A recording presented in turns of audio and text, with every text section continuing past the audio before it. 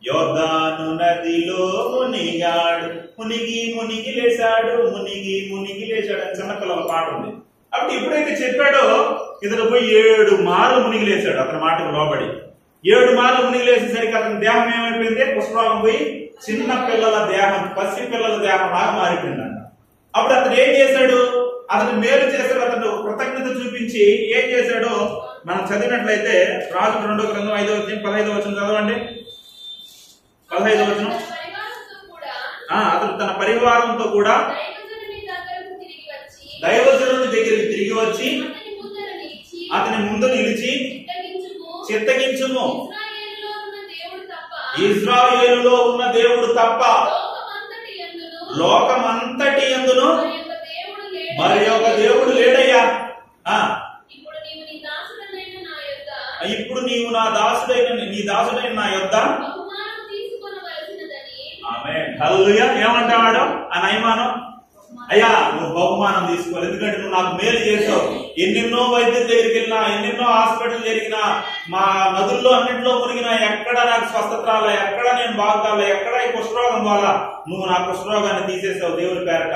కాబట్టి అయ్యా ఈ మేలు చేసావు కనుక, ఈ ఉపకారం చేసావు కనుక, ఈ మంచి పని చేసావు కనుక ఇదో ఈ బహుమానం తీసుకో, ఈ కానుకలు తీసుకో, ఈ గిఫ్ట్ తీసుకో అనేసి ఏం చేస్తున్నాడు?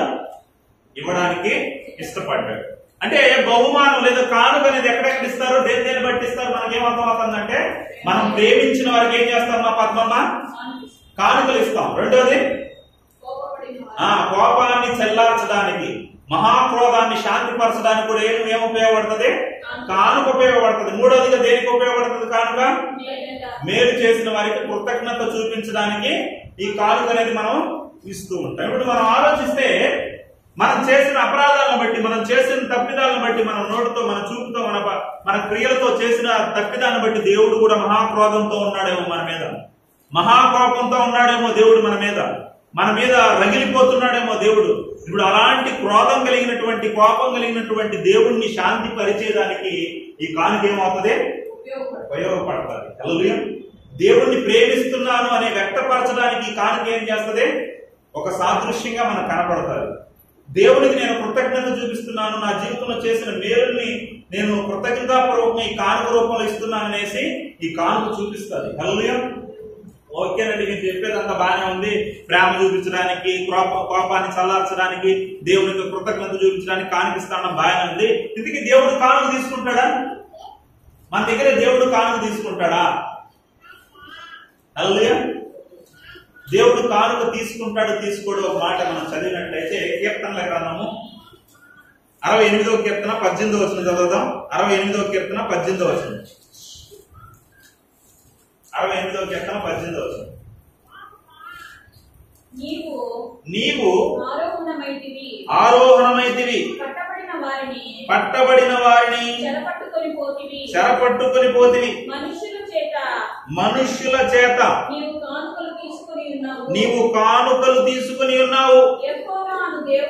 యెహోవా అను దేవుడు అక్కడ నివసించున్నట్లు విశ్వాసఘాతకుల చేత సహితము నీవు కానుకలు తీసుకుని ఉన్నావు. హల్లెలూయా. నిద్రపోతున్న వాళ్ళందరూ బలంగా హల్లెలూయా. నిద్రపోతాను నేను అప్పుడప్పుడు హల్లెలూయా కూడా చెప్పిస్తా అంటే జాగ్రత్తగా వినాలి మీరు వాక్యం. చూడండి, ఇక్కడ దేవుడు ఏం చెప్తున్నాడు? మా కానుకలు తీసుకుంటాడన్నా తీసుకోడన్నా దేవుడు ఏం చెప్తున్నాడు? మనుషుల చేత నీవు కానుకలు తీసుకుని ఉన్నావు. మనుషుల చేత ఏం తీసుకుంటున్నాడంట? ఆయన కానుకలు తీసుకుంటున్నాడంట. మనం ఏమనుకుంటామంటే దేవుడు ఎందుకు కానుక తీసుకుంటాడంటే ఈ పాస్టర్లే దేవుని పేరు చెప్పి కానుకలు తీసుకుంటా ఉంటారు, కానుకలు అడుగుతా ఉంటారు అని మనం అనుకుంటా ఉంటాం. కానీ వాస్తవానికి దేవుడే కానుకలో తీసుకుంటాడు. ఇంకా ఎవరి దగ్గర తీసుకుంటాడంట? విశ్వాసఘాతకుల చేత సహితము. విశ్వాసఘాతకుల చేత సహితం ఏం చేస్తున్నాడంట? నీవు కానుకలు తీసుకుని ఉన్నావు. హల్లెలూయా. విశ్వాసఘాతకులు అంటే ఆయన బాధ పెట్టిన వారు, ఆయన మోసం చేసిన వారి చేత కూడా ఏం తీసుకుంటాడు? ఆయన కానుక తీసుకుంటాడు. ఎందుకంటే ఆయన శాంతి పరచడం కొరకు ఆ కానుక. హల్లెలూయా. కాబట్టి ప్రియమైన దేవుడి పిల్లలు, దేవుడు కానుక తీసుకుంటాడు. మీరు అనుకోకండి దేవుడు కానుక అవసరం లేదంటే దేవుడు కానుక తీసుకోవాల్సిన అవసరం. ఆయన కానుక తీసుకుంటాడు. ఎందుకు తీసుకుంటాడో మనం కింద ఇంకా ఆలోచిద్దాం. ఇంకా బైబిల్లో మనం చూసినట్లయితే పాత నిబంధనలు ఇంకా గమనించినట్లయితే దినవృత్తాంతంలో 2వ గ్రంథం 24వ అధ్యాయం 9వ వచనం చదవండి. దినవృత్తాంతంలో 2వ గ్రంథము 24వ అధ్యాయం 9వ వచనం. మరియు దేవుని సేవకుడైన మోషే అరణ్యమందు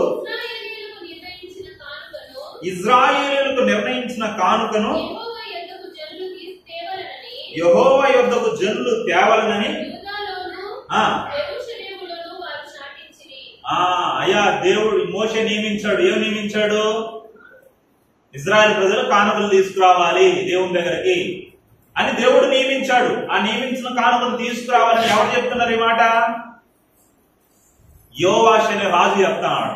ఎందుకు చెప్తున్నాడు అంటే, ఆ మందిరం అప్పటికి కూలిపోయింది, పాడైపోయింది, మరలా దాన్ని తిరిగి కట్టాలి, దానికి కావలసిన ఉపకరణాలు సమకూర్చాలి, ఆ సేవకులకు ఇవ్వాలి. కాబట్టి మీరు ఏం చేయాలంటే కానుకలు తీసుకురావాలి. ఎందుకు ఎలా తీసుకురావాలంటే మోషే కాలంలో కూడా ఈ మాట చెప్పబడింది. మోషే కూడా చెప్పాడు. కాబట్టి అలా మీరు తీసుకురావాలనేసి యోవాష్ రాజు చెప్తున్నట్టు కనబడతాను. మోషే కాలంలో మోషే చెప్పినప్పుడు వాళ్ళు ఏం తీసుకొని వచ్చారు ఆ ప్రజలు అని చూస్తే నిర్గమాకాండం 35వ అధ్యాయం 4వ వచనం నుండి చదవండి. నిర్గమాకాండం 35వ అధ్యాయం 4వ వచనం నుండి.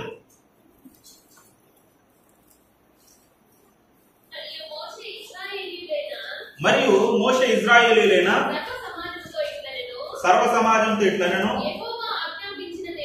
యెహోవా ఆజ్ఞాపించినదేమనగా పోగు చేయుడు. మోషే చెప్తాడు, బుద్ధి పుట్టిన ప్రతివాడు యెహోవా సేవ నిమిత్తము బంగారు, వెండి, ఇత్తడి. మీరు అక్కడ అంతా చదువుకుంటూ పోయారు అనుకోండి, 14వ వచనం వరకు చదివితే వాళ్ళు ఏమేమో తెస్తారు. వాళ్ళకు తోచింది, వాళ్ళ దగ్గర ఉన్నది అన్ని తెచ్చేస్తారు. తొమ్మకర్ర, లేకపోతే బంగారు పాత్రలో ఏవేవో తీసుకొని వచ్చిస్తారు దేవునికి. హల్లెలూయా. అంటే దేవునికి కానుకలు ఇవ్వాలనేసి వాక్యంలో రాయబడింది. ప్రియమైన దేవుని పిల్లలు, ఎందుకంటే దేవునికి కానుక?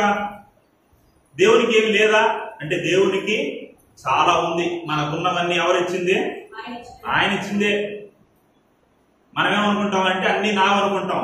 నీవనేటివి నీకు రావడానికి నువ్వు లేకపోతే, నువ్వే లేవనుకో, నీకున్నవన్నీ నీకుంటాయా? నీకున్నవన్నీ నువ్వు ఉండడాన్ని బట్టి వచ్చాయి. నువ్వే లేకుండా చేశాడు అనుకో దేవుడు, నీకున్నవేవి కూడా నీకు ఉపయోగపడవు. హల్లెలూయా. ఆయన ఇచ్చిన వాడితో పోల్చుకుంటే మనం ఇచ్చేది పెద్ద విషయమే కాదు. మనం ఏమనుకుంటామంటే, నేను దేవునికి 100 రూపాయలు ఇచ్చాను, నేను దేవునికి 1000 రూపాయలు ఇచ్చాను, నేను దేవునికి 10,000 ఇచ్చాను, దేవునికి నేను 1,00,000 రూపాయలు ఇచ్చాను అని అనుకోవచ్చు. కానీ దేవుని ఇచ్చిన వాటితో పోల్చుకుంటే ఇవేవి కూడా వెనదగినవి కాదు, గొప్ప విషయాలు కాదు. ఆయన ఏమేమి ఇచ్చాడండి మాకు అనేసి మనం ఆలోచిస్తే, అదే 68వ అధ్యాయము కీర్తనల గ్రంథం 68వ అధ్యాయం 9వ వచనం 19వ వచనం చదవండి. కీర్తనల గ్రంథము 68:19. ప్రభు స్తుతి నందును గాక, అనుదినము ఆయన ఏం చేస్తున్నాడు అంట? మా భారము భరించుచున్నాడు. మనందరి భారం ఎవరు భరిస్తా ఉంటారంట? ఎప్పుడు భరిస్తున్నాడంట? వారానికి ఒకసారా? మనం ఆదివారం వారానికి ఒకసారి వచ్చినట్టు ఆయన వారానికి ఒకసారి భరిస్తున్నాడా? అడేం రాయబడింది? అనుదినము మన భారాన్ని భరిస్తున్నాడు అంట దేవుడు. మీరు ఆలోచన చేశారా దేవుడు మన భారాన్ని భరిస్తున్నాడని? ఇప్పుడు ఈ మాటని మీరు ఏమనుకుంటారంటే, మా భారం దేవుడు ఎందుకు భరిస్తా ఉన్నాడంటే, మా కుటుంబ భారం అంతా నేనే భరిస్తా అన్నాను, నా పిల్లల భారం నేనే భరిస్తాను, నా భార్య భారం నేనే భరిస్తాను, నా తల్లిదండ్రుల భారం నేనే భరిస్తాను, నేను ప్రతిరోజు పనికి వెళ్ళి కష్టపడి నేను డబ్బు తీసుకుని వచ్చి వాళ్ళకి ఏమేమి అవసరం అన్ని నేనే తీసుకుని వచ్చి నేనే భారాన్ని భరిస్తాను నువ్వు అనుకుంటా ఉంటావు. హల్లెలూయా. కానీ దేవుడు చెప్తున్నాడు మన భారం అంతా దేవుడు భరిస్తా అన్నాడు అంట. ఎలా అంటే ఇంత ముందు అన్నావు కదా, నువ్వు తెచ్చేటివన్నీ తేవాలంటే నువ్వు ఉండాలి కదా, నువ్వే లేకపోతే. హల్లెలూయా. అసలు పంట పండకపోతే, రైతు పంట పండిస్తాడు, పంట పండించే రైతు విత్తనాన్ని వేస్తాడు, విత్తనాన్ని ఇచ్చినప్పుడు వేసినప్పుడు విత్తనాన్ని మాత్రం వేస్తాడు. రైతు విత్తనాన్ని వేసి నీళ్ళు పోసి కూర్చుంటాడు, ఎరువేసి కూర్చుంటాడు. దానికి ఆకారాన్ని ఎవరిచ్చేది? దానికి ఆకారం వస్తుంది కదా, ఒక విత్తనం చింత విత్తనం వేస్తాడు, చింత విత్తనం వేస్తే పెద్ద చెట్టు మహావృక్షం వస్తుంది. ఆ వృక్షానికి ఆకారం ఎవరు ఇచ్చారు? రైతు ఇచ్చాడా? రైతు మెల్లిమెల్లిగా ఒకరో అతికించి పెద్ద చెట్టు చేయడా? ఏం చేయాలి? ఆయన చేసింది ఏంటంటే విత్తనం వేశాడు. ఇప్పుడు దానికి మహా ఆకారం ఎవరు ఇచ్చారు? దేవుడు ఇచ్చాడు. ఆకారం ఇవ్వకపోతే నీ విత్తనంగానే నిలిచిపోతే పంట పండుతుందా? నువ్వు బతకగలవా? పంట కోయగలవా? నువ్వు తినగలవా? హల్లెలూయా. అంటే నువ్వు బతుకుతున్నావంటే, పంట తింటున్నావంటే దేవుడు ఇచ్చాడు. నువ్వు పీలుస్తున్న గాలి, నువ్వు అనుభవిస్తున్న నీరు, ఆహారం, ఈ పంచభూతాలు, నింగి, నేల, నీరు, నిప్పు, గాలి, ఇవన్నీ ఎవరిచ్చారు? దేవుడు ఇచ్చాడు. ఒక హాస్పిటల్కి పోయినాం అనుకోండి, ఆ మధ్యకాలంలో కరోనాలో సిలిండర్లు దొరకల, ఆక్సిజన్ సిలిండర్. ఇప్పుడు ఆ సిలిండర్ల కోసం మనం హాస్పిటల్కి పోయినాం అనుకో, ఒక సిలిండర్ ఎంతమా? ఒక రోజు నువ్వు సిలిండర్ ఆక్సిజన్ తీర్చుకుంటే ఎంత తీసుకుంటాడు? 10,000. రోజుకు 10,000. రోజుకు 10,000 ఆక్సిజన్ కి. ఇప్పుడు దేవుడు నువ్వు పుట్టినప్పటి నుండి ఏం చేస్తాడు? దేవుడు ఒక రోజుకు 10,000 అంటే నువ్వు పుట్టినప్పటి నుండి ఎంత ఆక్సిజన్ పీల్చుకున్నావు కదా, బిల్లు కట్టమంటే ఎంత కట్టాలి? హల్లెలూయా. నీరు, ఒక చిన్న బాటిల్ నువ్వు బయటకు వేసి, ఇంత బాటిల్ నీరు, 1/2 లీటర్ బాటిల్ తీసుకుంటే ఎంతమా? ఎంత? 10 రూపీస్. లీటర్ అయితే 20 రూపీస్. కానీ దేవుడు ఏం చేస్తాడు? నీరు ఆకాశం నుండి కొన్ని క్యూసెక్కులు నీరు కురిపిస్తా అన్నాడు. వీటన్నిటికీ మనం ఇవ్వగలమా? ఆయన ఇచ్చిన దాంతో పోల్చుకుంటే మనం ఏమైనా ఇవ్వగలమా? ఏమి ఇవ్వలేం. హల్లెలూయా. ఎన్ని కానుకలు ఇస్తున్నాడు చూడండి. ప్రకృతినే కానుక ఇచ్చాడు నీకు. అంతేకాదు, నువ్వు కూడా కానుకే. నువ్వు కూడా నీ తల్లిదండ్రులకి ఏంటి? కానుక. ఆయన ఏం రాయబడింది బైబిల్లో? గర్భఫలము యెహోవా ఇచ్చో బహుమానము. నీవు నీ తల్లిదండ్రులకు ఏమిగా ఇవ్వబడ్డావు? కానుకగా ఇవ్వబడ్డావు. నీ తల్లిదండ్రులకు నువ్వు ఒక కానుక, నువ్వు కానుక, నీకు కానుకలు. అంతేకాదు, ప్రతిదీ మనం ఆలోచిస్తా పోయినాం అనుకోండి, మనం తింటాం కదా, నీకు అన్నీ ఉన్నాయి, తిన్నాక జీర్ణం కాలేదనుకో, లోపల జీర్ణ వ్యవస్థ పనిచేయలేదనుకో, ఏం చేస్తావు? ఏమో లోపల మనం తింటాం, బాగానే ఉంది. తినేసిన తర్వాత లోపలికి పోయిన తర్వాత జీర్ణ వ్యవస్థ పనిచేసేటట్టు నువ్వేమైనా చేస్తుంటావా? అరిగేటట్టు నువ్వేమైనా చేస్తుంటావా? నీకు లోపల ఏం జరుగుతుందో తెలియదు. రక్తం ఎలా వస్తుందో, శక్తి ఎలా వస్తుందో నీకేం తెలియదు. ఆ జీర్ణ వ్యవస్థను కూడా దేవుడు ఏం చేస్తున్నాడు? పని చేయిస్తున్నాడు. అసలు ఈ 4 ఏళ్ళు నీ చేతి దగ్గరికి పోతున్నాయంటే అది ఆయన ఇచ్చిన బహుమానమే. బైబిల్ ఒక మాట మనం చదువుకుందాం. సామెతల గ్రంథము 3వ అధ్యాయం 13వ వచనం. సామెతల గ్రంథము 3:13.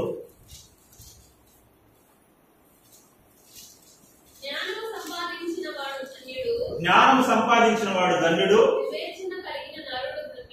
సామెతలు 3:13 అమ్మా. ఇక్కడ ప్రసంగి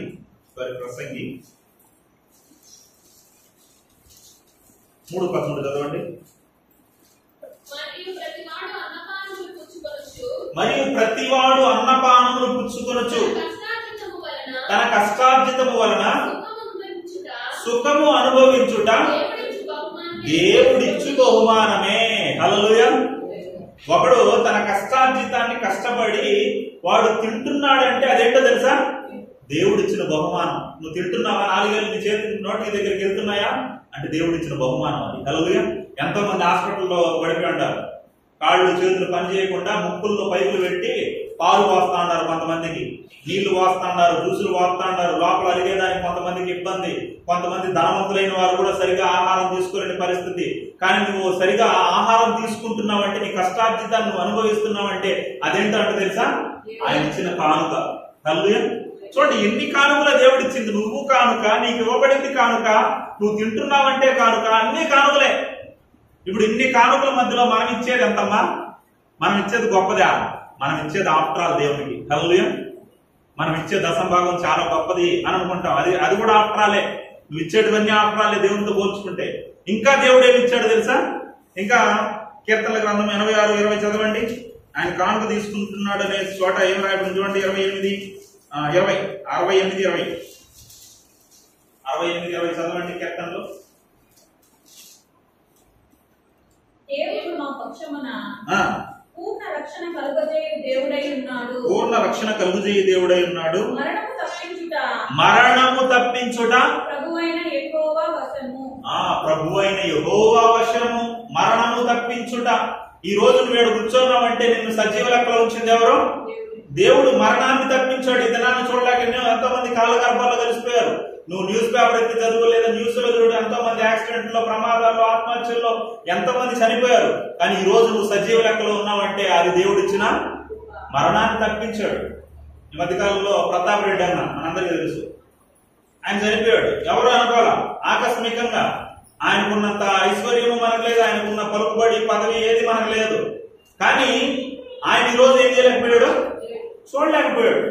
నువ్వు చూడగలుగుతున్నావు, నీకేమీ లేదు ఆయనకున్నావని, కానీ నువ్వు ఈ రోజు బ్రతకగలుగుతున్నావు. కరోనాలో ఎంతో మంది ధనవంతులైన వాళ్ళు చచ్చిపోయారు, కానీ నువ్వు ఈ రోజు చూడగలుగుతున్నావు అంటే మరణాన్ని ఏం చేశాడు దేవుడు? తప్పించాడు. ఈ భౌతిక మరణమే కాదు, రెండో మరణం ఏంటి?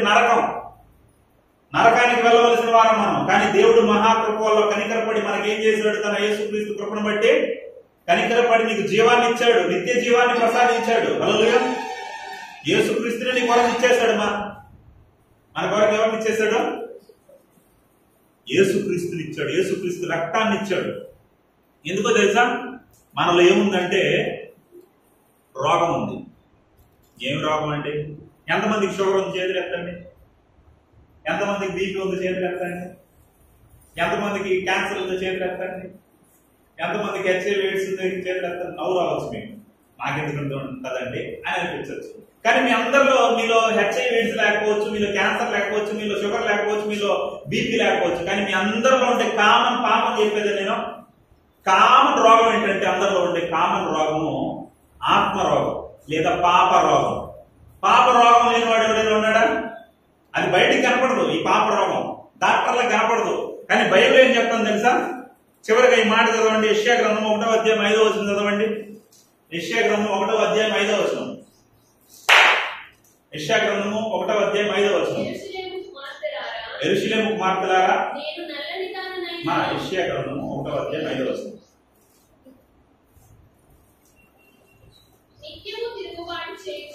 నిత్యము తిరుగుబాటు చేయించు ప్రతివాడు నడినెత్తిని మొదలుకొని వ్యాధి కలిగి ఉన్నాడంట. ప్రతివాని గుండె బలహీనమైపోయిందంట. అరికాలు మొదలుకొని, ఎక్కడి నుండి మా? అరికాలు మొదలుకొని తల వరకు స్వస్థత కొంచెమైనను లేదు. ఎక్కడ చూసినా గాయాలే అంట, దెబ్బలే అంట, పచ్చి పుండ్లు అంట, అది పెండబడలేదంట, తైలంతో మెత్తన చేయబడలేదంట. ఏంటి రోగాలు? అరికాల నుండి నడినెత్తి వరకు ఉన్న రోగాలు, మెత్తన చేయబడని, స్వస్థపరచబడని రోగాలు. ఏం రోగాలంటే ఆత్మ రోగాలు. ఏం రోగాలు అయినా? ఆత్మ రోగాలు. ఈ రోగాలు డాక్టర్ కనపడవు. పోయి చూసారనుకోండి, అన్ని బాగానే ఉన్నాయని పంపించేయచ్చు నిన్ను. నీకు పైకి బాగానే కనపడతా ఉండొచ్చు, కానీ దేవుడు స్కాన్ తీసినప్పుడు పై నుండి కింద వరకు అన్ని రోగాలే. నోటితో రోగాలు, కళ్ళతో రోగాలు, చూపులతో రోగాలు, క్రియలతో రోగాలు, ఆలోచనతో రోగాలు, అన్ని పాపాలే, అన్ని రోగాలే, పాప రోగాలే, ఆత్మ రోగాలే. హల్లెలూయా. దీనికి మెడిసిన్ ఎవరో? యేసుక్రీస్తు. యేసుక్రీస్తు రక్తం. హల్లెలూయా. అలా నిన్ను స్వస్థపరిచాడు. ఆ పాపం నుండి నరకానికి వెళ్ళవలసిన నీకు జీవాన్ని ఇచ్చాడు దేవుడు. ఇది బహుమానం కాదా? ఇవన్నీ దేవుడు ఎన్నో ఇచ్చాడు ప్రియమైన దేవుని పిల్లారా. కాబట్టి ఈ బహుమానాల వల్ల మనకేమర్థమవుతుందంటే, నువ్వు కానుక ఇవ్వడం వల్ల దేవుని గురించి ఆలోచిస్తున్నావా? దేవునికి ఎలా ఇస్తున్నావు? దేవుణ్ణి ఎలా ప్రేమిస్తున్నావు? ఇవన్నీ తెలుస్తుంది కానుక వల్ల. హల్లెలూయా. కాబట్టి ఈ కానుక అనేది, మనం కానుక దేవునికి ఇవ్వడం వల్ల దేవుడు దాన్ని మర్చిపోవడం. బైబిల్లో రాయబడింది, మనం దేవునికి ఇచ్చేది ఎన్నింతలుగా ఇస్తాడంటే మన దేవుడు. దేవుని కోసం ఏదైనా విడిచిపెట్టావు అనుకో, దేవుని కోసం ఏదైనా విడిచిపెట్టావు అనుకో, నువ్వు విడిచిపెట్టాలంటే నువ్వేం చేయాలి? రామా, నా చేతిలో ఎంత ఉంది? ఒక ధనం.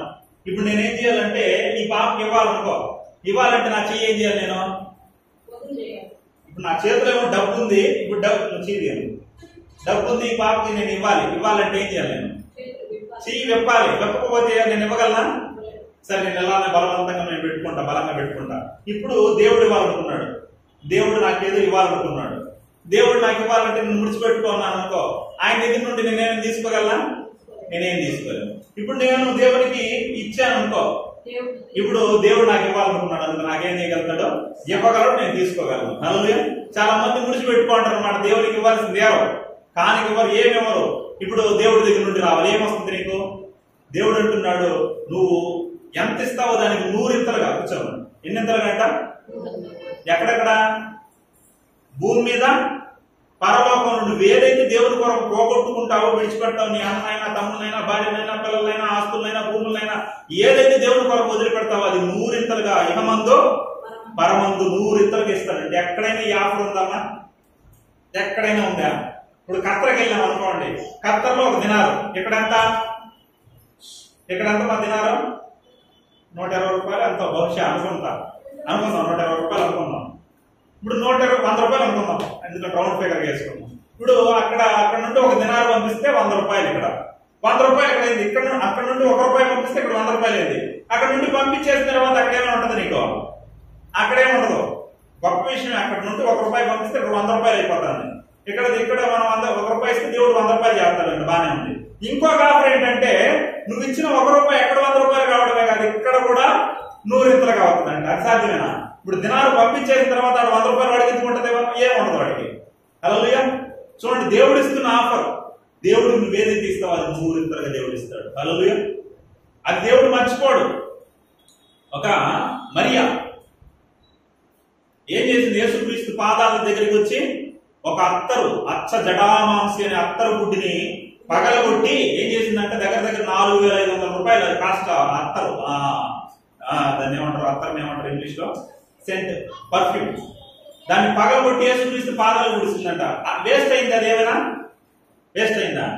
ఇప్పటికి కూడా ఆమెను కొనియాడుతానమ్మా. హల్లెలూయా. ఇప్పటికి కూడా పరిశుద్ధ గ్రంథంలో ఆమె గురించి ఏం రాయబడింది? 2000 సంవత్సరాలైన మరుబడిలా ఇప్పటికి కూడా ఆమె గురించి పలు ప్రాంతాల్లో, పలు దేశాల్లో ఆమె గురించి చెప్పబడతా ఉంది. ఇక్కడ కూడా చెప్పుకుంటాడు ఆమె గురించి. అంటే దేవుడి కోసం నువ్వు చేసేది ఏది కూడా ఏం కాదు, వ్యర్థం కాదు. హల్లెలూయా. బైబిల్లో మనం ఏమనుకుంటామంటే సేవకుడికి ఇచ్చేస్తే నాకేంటి లాభం, దేవుడికి ఇచ్చేస్తే, దేవుడి పరిచయకి ఇచ్చేస్తే నాకేంటి లాభం, దేవుడి మందిరం కట్టడానికి ఇచ్చేస్తే నాకేంటి లాభం అనుకుంటాము. బైబిల్లో రాయబడింది, 1 గ్లాసు మంచినీళ్ళు దేవుని సేవకుడికి ఇచ్చిన ఏం కాదంటే వ్యర్థం కాదు. ఎందుకంటే దాని ద్వారా దేవుని సేవకుడు పోషింపబడతాడు, దాని ద్వారా దేవుని సేవ జరుగుతుంది, దాని ద్వారా దేవుని పరిచయం అభివృద్ధి చెందుతుంది. హల్లెలూయా. అది దేవుడు దాన్ని ఒక ఉద్దేశపూర్వకంగా ఏర్పాటు చేశాడు. కాబట్టి ప్రియమైన దేవుని పిల్లరా, దేవునికి ఇచ్చేది ఏది కూడా ఏం కాదు నాయనా, వ్యర్థం కాదు. హల్లెలూయా. చివరికి బైబిల్ ఏం రాయబడింది? ఏమి ఇవ్వాలంటే తెలుసా? సజీవ యాగంగా మనల్ని మనమే దేవునికి అప్పగించుకోవాలి. అసలు కానుక కాదు, నువ్వే ఇచ్చేసుకోవాలి దేవునికి. ఇప్పుడు కానుకలు పెట్టి వచ్చింది అనుకో, కానుకలు పెట్టి ఏమేయాలి? కానుక కాదు, దాన్ని మించి నిన్నే వేసుకునేయాలి. నిన్నే ఇచ్చేసినప్పుడు ఇంకేమైనా ఉందా నీ దగ్గర? నీకున్నవన్నీ ఎవరివి? దేవునికి. హల్లెలూయా. కాబట్టి ప్రియమైన దేవుని పిల్లరా, చాలా మంది దేవునికి ఇవ్వడానికి, దేవునికి దశం భాగాలు ఇవ్వడానికి వెనుకం చేస్తూ ఉంటారు. వాటిని ఇవ్వడం వల్ల నీకు ఆయన మీద ఉన్న ప్రేమ, నీకు ఎంత ప్రేమ ఉందో వ్యక్తపరచబడుతుంది. ఆయన కోపం చల్లారుతుంది. నెంబర్ 3, ఆయనకు కృతజ్ఞత చూపించినట్లు అర్థం వస్తుంది. హల్లెలూయా. కాబట్టి ఒకానొక సమయంలో ఒక ఉపమానం చదివాను నేను. ఒకసారి ఏం జరిగిందంటే ఆ ఉపమానంలో ఒక వ్యక్తి ఉండేవాడు. అతడు ఎప్పుడు కూడా దేవునికి కానిచ్చేవాడు కాదు, దేవుని సేవకుడికి కానిచ్చేవాడు కాదు, దేవునికి సేవకు ఏమాత్రం ఉపయోగపడేవాడు కాదు. ఒకానొక సమయంలో ఏం చేశాడంటే అతడు చనిపోయి పైకి వెళ్ళినాడంట. పైకి వెళ్ళినప్పుడు దేవుడు చెప్పాడంట, నాయనా నీకు వాస్తవానికి నరకం రావాలి, నువ్వు చేసిన మేలును బట్టి, ఒక మేలును బట్టి నీకు పరలోకాన్ని నేను ఇస్తాను. నువ్వు పరలోకం రావాలంటే ఇంకొక కండిషన్ ఏంటంటే నువ్వేం మేలు చేసావో దాన్ని పట్టుకొని పైకి రావాల్సి వస్తుంది నాయన అన్నాడంట. అమ్మో ఏదో ఇచ్చినట్టున్నాను దేవునికి, దాన్ని పట్టుకొని నేను పరలోకం వెళ్ళిపోతాను అని అనుకున్నాడంట. చివరికి ఆడుంది ఏంటంటే ఆ పట్టుకొని పరలోకానికి పోవాల్సిన దానికి ఏం పెట్టాడంటే దేవుడు కుళ్ళిపోయిన అట్టిపండ్లు పెట్టాడంట. ఏం పెట్టాడంట? కుళ్ళిపోయిన అట్టిపండ్లు. అంటే ఏం జరిగిందంటే ఇప్పుడు భూమి మీద ఉన్నప్పుడు ఏదో ఒక సందర్భంలో ఇతనికి దేవుడికి ఇచ్చే మనసు లేదు, అందుని బట్టి ఏదో ఒక సందర్భంలో ఇంట్లో అట్టిపండ్లు ఉంటే ఏదైనా కుటుంబం అంతా ఊరికి వెళ్ళింటే అట్టిపండ్లు ఊరికే కుళ్ళిపోతాయి, ఎట్టో ఇప్పటికే పాడైపోయినా ఇంక రేపటికైతే ఇంక పనికిరావు పండ్లు అనేసి ఏం చేయాలంటే ఆ పండ్లు తీసుకొని వేసి పాస్టర్ గారు మీరు తినండి సంతోషించండి అని సేవకుడికి ఇచ్చినాడంట. ఆ సేవకుడు చాలా పేదవాడై ఉండడాన్ని బట్టి దాన్ని చాలా సంతోషంగా తీసుకొని దాన్ని వాళ్ళ కుటుంబం తిన్నారంట. ఇప్పుడు పరలోకంలో దేవుడు ఆయన నువ్వేమి ఇచ్చావు దాన్ని పట్టుకొని రమ్మంటే ఏమి ఇచ్చాడు అక్కడ? ఇతను ఇచ్చింది జీవిత కాలంలో అట్టిపండ్లు, కుళ్ళిపోయిన అట్టిపండ్లు తప్ప ఏమీ ఇవ్వలేదు దేవుడికి. ఇప్పుడు అట్టిపండ్లు పట్టుకొని పైకి రమ్మన్నాడంట. ఇప్పుడు అట్టిపండ్లు పట్టుకొని పరలోకం పోతాడా? అట్టిపండ్లు కుళ్ళిపోయిన అట్టిపండ్లు పట్టుకుంటే ఏమవుతుందా? కింద దబ్బన పడతాడు, అంతే కదా. అలా జరిగిందంట. హల్లెలూయా. కాబట్టి మనం దేవునికి ఎలా ఇవ్వాలంటే ఉత్సాహంగా ఇవ్వాలి. ఎలా ఇవ్వాలైనా బైబిల్లో రాయబడింది, ఉత్సాహంగా ఇచ్చేవారిని దేవుడు ఏం చేస్తాడంట? ప్రేమిస్తాడు. నువ్వు ఎలా ఇస్తున్నావు, ఏ మనసుతో ఇస్తున్నావు? నీ దగ్గర ఎంత ఉందో దాన్ని ఎలా ఇస్తున్నావు అనేది దేవుడు ఇంపార్టెంట్ గా చూస్తాడు. చాలా మంది ఏం చేస్తారంటే నా బలము నా ఘనము ప్రభు యేసువే దశమా భాగము నీయావెను తీతువా అనేసి టంగనేసి 5 రూపాయల కాయన వేసి వెళ్ళిపోతా ఉంటాం. ఎగరతా ఉంటది అన్నమాట, సౌండ్ వస్తూ ఉంటది. అంటే సౌండ్ వచ్చే కానికి ఇస్తా ఉంటాం. బలంగా ఇవ్వాలండి, సౌండ్ వచ్చే కానికి ఇవ్వాలండి దేవునికి అనేసి దేవుని సన్నిధానంలో ఏమి ఎగరతా ఉంటాయి? ఈ కాయిన్స్ ఎగరతా ఉంటాయి. నోట్లన్నీ ఎక్కడ ఎగరతా ఉంటాయి? ఆ హోటల్లోనూ, ఆ షాపుల్లోనూ, ఆ సినిమా హాల్లోనూ ఎక్కడెక్కడ ఎగరతా ఉంటాయి పెద్ద పెద్ద నోట్లన్నీ. హాస్పిటల్లోనూ, హాస్పిటల్కి పోయినా మనకు అక్కడ మన గుర్తు రాదు. దేవునికి వచ్చేటప్పుడు మనం పిసుక్కుంటా దేవునికి ఇవ్వడానికి మనసు రాదు. కానీ అది హాస్పిటల్ ఇవ్వడానికి, హాస్పిటల్కి పోయినా మనకు వాడేం చేస్తాడు, ఒక చిన్న జలుబు ఏదో ఒకటి వస్తే అన్ని టెస్టులు చేయిస్తాడు, ఒక 4-5 టెస్టులు చేయిస్తాడు. టెస్టులన్నీ చేయించిన తర్వాత అమ్మ నీకేం లేదే, పారాసిటమాల్ వేసుకుంటే తగ్గిపోతుంది అంటాడు. బిల్ ఎంత వచ్చిందంటే ఆ టెస్టులకి అన్నిటికీ 10,000 రూపాయలు హ్యాపీగా కట్టేసి ఇంటికి వచ్చేస్తాం. ఎప్పుడైనా పోటీ పడ్డావా? దేవుడికి ఇచ్చే దాంట్లో పోటీ పడ్డావా? నేను 1000 రూపాయలు ఇచ్చా, 1000 రూపాయలు మించి ఇవ్వాలి. ఈసారి 2000 ఇచ్చా, 2000 మించి ఇవ్వాలి. నేను 10,000 ఇచ్చా, 10,000 మించి ఇవ్వాలి. ఇంకా నేను ఎంత ఇచ్చాను అని నిన్ను బీట్ చేసుకున్నాను. దేవుడికి ఎప్పుడైనా ఇచ్చావా? 1,00,000 రూపాయలు ఇచ్చినాను, ఈసారి ఇంకా ఎక్కువ ఇవ్వాలి నేను దేవుడికి అని ఎప్పుడైనా ఇచ్చావా? బైబుల్ ఏం రాయబడిందంటే మీ పరిసయ్యుల నీతి కంటే మీ నీతి అధికము కాని ఎడలా మీరు ఎక్కడికి పోలేరు? పరలోక రాజ్యానికి పోలేరు అంటాడు. పరిసయ్యుల నీతి ఏంటి? వారు ప్రతి దాంట్లో దశం భాగిస్తారు. కొత్తిమీర, పుదీనా, జీలకర్ర, మిరియాలు అన్నింటిలో దశం భాగిస్తారట. ఇప్పుడు వాళ్ళ నీతి కంటే మన నీతి అధికం కావాలంటే ఏం చేయాలైనా? వాళ్ళకంటే రూపాయి ఎక్కువ ఇవ్వాలా, తక్కువ ఇవ్వాలా? మన వాళ్ళు ఎలా అంటే 100 రూపాయలు అనుకో, 100 రూపాయలు మించి 1 రూపాయి కూడా ఎక్కువ ఇవ్వకూడదు. ఇంకేరే చోట పిల్లలకు ఖర్చు పెట్టే చోట సొంత ఖర్చులు కాడ గుర్తురాదు. కానీ దేవుడికి ఇచ్చే చోట రూపాయి మించి ఇవ్వకూడదు మనం అనుకుంటాం. హల్లెలూయా. కానీ బైబిల్లో ఒక ఆమె ఉంది, ఆమె ఏం చేసిందంటే తెలుసా? మనందరికీ తెలుసు ఆ సందర్భం. ఒక పేద విధవరాలు. ఆమె ఏం చేసిందంటమా? ఆమె దగ్గర 2 కాసులు. ఆయన జీవనం అంతా ఎంత అంటే తెలుసా? ఆమెకున్న ఆస్తి అంతా ఎంత అంటే తెలుసా? 2 కాసులు. ఆ 2 కాసులు తీసుకుని వచ్చి దేవుని కానుక పెట్టలేసింది. దాన్ని ఎవరు చూస్తున్నారు? దేవుడు చూస్తున్నాడు. హల్లెలూయా. మీరు అనుకోవచ్చు కానుకలు వేస్తా అంటే పాస్టర్ గారు చూస్తున్నారు, పట్టణాలు చూస్తున్నారు అనుకుంటారేమో. అసలు కానుకలు పెట్టి దేవుడు కూర్చోంటారు తెలుసా? దేవుడు కూర్చొని చూస్తా ఉన్నాడు. హల్లెలూయా. నా బిడ్డ ఎలాంటి మనసుతో ఇస్తాను, ఎలా ఇస్తానని దేవుడు చూస్తున్నాడు. ఆ ఇస్తున్న 2 కాసుల్ని ప్రభువు చూశాడంట. ప్రభువు చూసి ఏం చెప్పాడంటే అక్కడ ఉన్న శిష్యులందరినీ పిలిచి, అక్కడ ఉన్న వాళ్ళందరినీ పిలిచి ఏమన్నాడు తెలుసా? వీళ్ళందరికంటే ఈ పేద విధవరాలు ఎక్కువ ఇచ్చింది అన్నాడంట. హల్లెలూయా. అక్కడ ఎంతో మంది ఎంతగా వేసేస్తా అంటారు. వాళ్ళకున్న కోట్ల రూపాయల్లో ఒకడు 2,000, ఒకడు 10,000, ఒకడు 20,000 వేసి వెళ్తా ఉన్నాడు.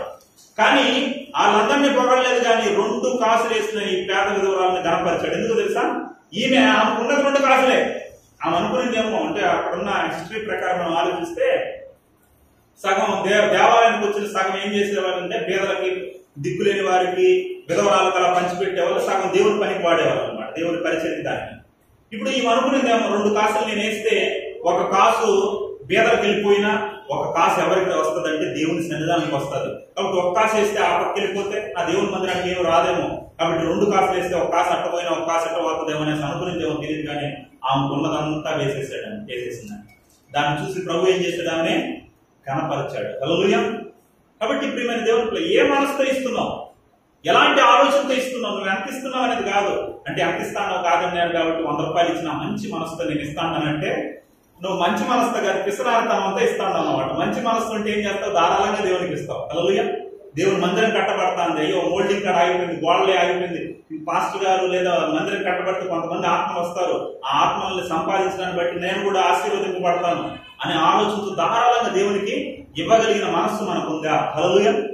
చూడండి ప్రియమైన దేవుని పిల్లరా, ఈ కానుక ఏం చేస్తుంది? ఆయన దేవునికి మనల్ని విన్న మాటలను బట్టి మనకేమర్థం అవుతుంది?